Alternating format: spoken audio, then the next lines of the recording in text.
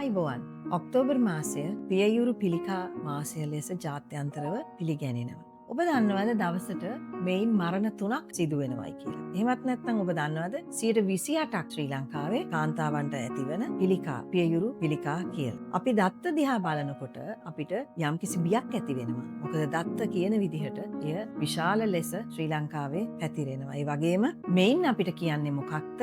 අපි පියයුරු පිළිකා සම්බන්ධයෙන් මීට වැඩිය හිතන්නට ඕනේ. ඒකට අවශ්‍ය ලෙස අපි ස්ක්‍රීනිං වලට යන්නට ඕනේ. අපිට මැමෝග්‍රෑම් එකක් ගන්නට පුළුවන්.